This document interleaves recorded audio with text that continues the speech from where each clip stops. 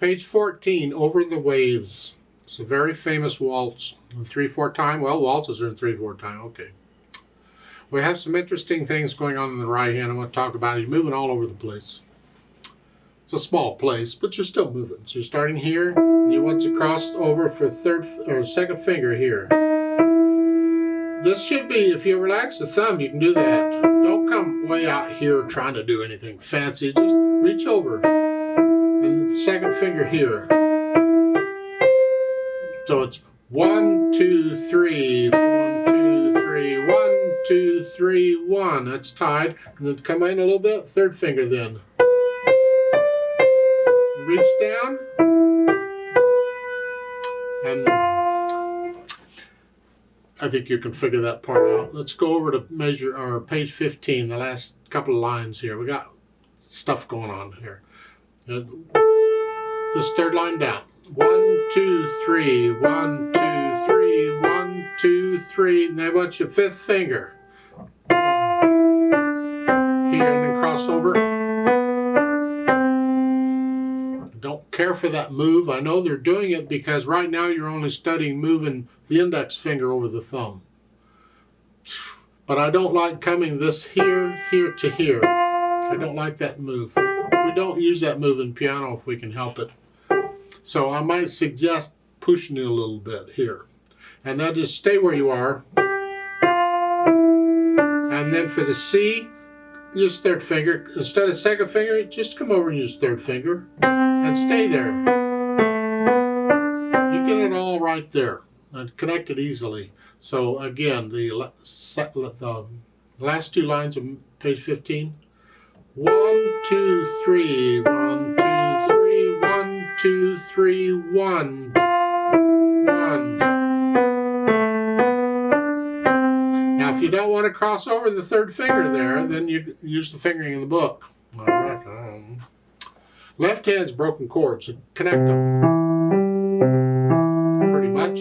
Page 15, last measure, or last line, excuse me. It's F sharp. Now you have to use the third finger on F natural, because normally in this position you second finger, but we already used the third finger. So here, 3, and then 4 here, and then thumb, and we're back in position. Now we do that sometimes. Put the hands together. 1, 2, 3, 2, 3, 1.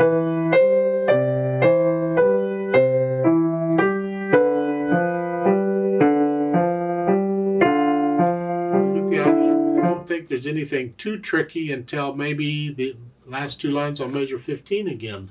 You're here. You've been here, and now you're here. And the third finger come down, and they want here.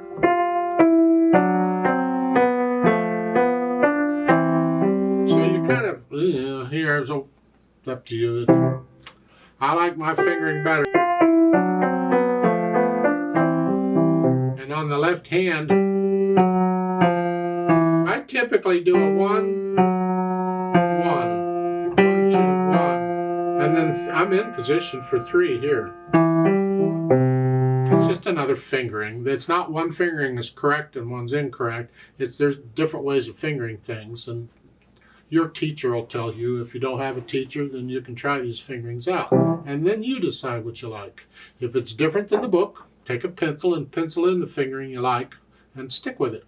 Now, as far as the slurring goes, I got problems with their slurring. And the left hand, connect it all. Don't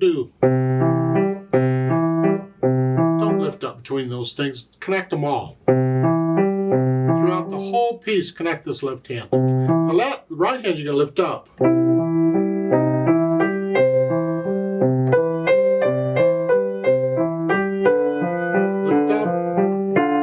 Here but not here.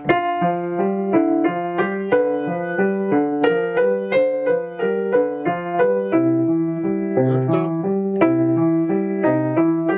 Get the idea? Just put in the slurring and then the dynamics. Well, they don't give you a lot. Moderately soft, sort of soft. Left hand is very soft.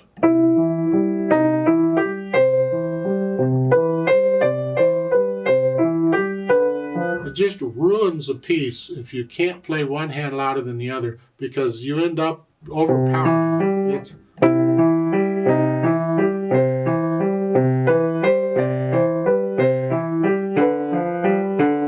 just ruins it. And I've heard adults play this way. Just bring out the melody. Keep everything else in the background.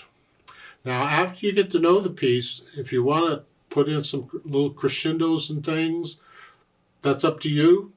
Just stay in the area moderately soft throughout. Speed-wise, again, this is a nice flow piece.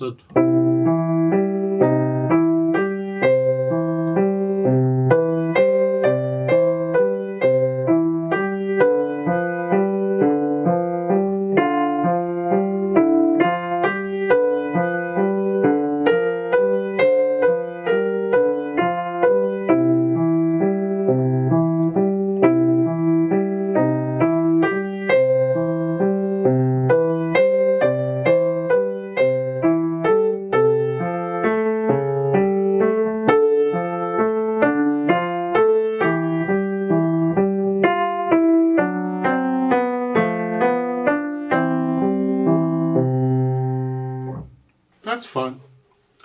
Now you noticed at the bottom of page 15 in the right hand, they tell you a new note name. 2 ledger lines below the staff is an A, because 1 ledger line is a C, and they're every other note, so 2 ledger lines is an A. You need to memorize that note. You need to know what that is. And the B, I assume you already had that. I'd like to play it with you very slowly to double check the notes and the rhythms. So I'll give us 3 counts, and let's just try it. Now I'm going to try and play both hands about the same, because I want you to hear both hands. So